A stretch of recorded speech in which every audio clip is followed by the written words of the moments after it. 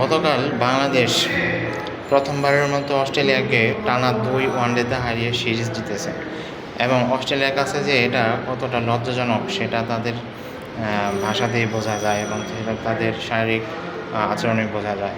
এবং অস্ট্রেলিয়ার মতো একজন বিশ্ব চ্যাম্পিয়ন দেশ, যারা কিনা গত ওয়ার্ল্ড কাপ অর্থাৎ 2023 বিশ্বকাপে ইন্ডিয়ার মাটিতে ইন্ডিয়াকে হারিয়ে চ্যাম্পিয়ন হয়েছিল, সেই তারাই আজকে গতকাল বাংলাদেশের কাছে এসে টানা 2 ওয়ানডে হেরে গেল।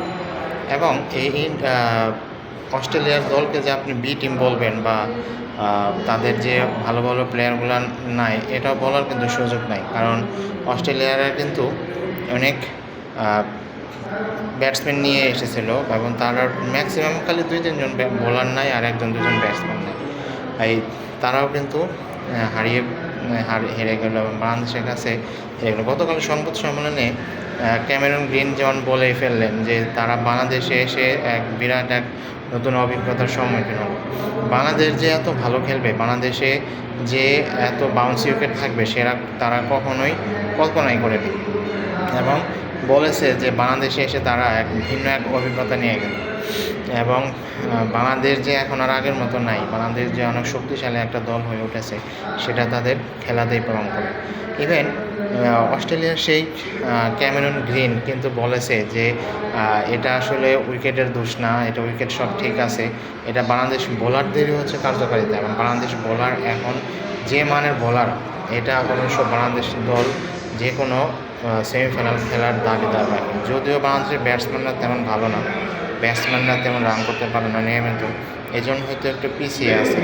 কিন্তু যেটাই হোক, বাংলাদেশ দল আসলে অনেক উন্নতি করেছে, বিশেষ করে ওয়ানডেতে অনেক ভালো খেলতেছে, এটা তাদের খেলাতেই প্রমাণ পাওয়া যাচ্ছে। এবং এই খেলা নিয়ে কিন্তু বাংলাদেশ আরও ভালো করবে, আরও সুন্দর করবে এই কামনা রয়েছে এবং সামনে আরও বাংলাদেশ দল ভালো খেলবে, বিশ্বের বিভিন্ন দেশকে হারাবে, তাদের প্রমাণ দেখাবে।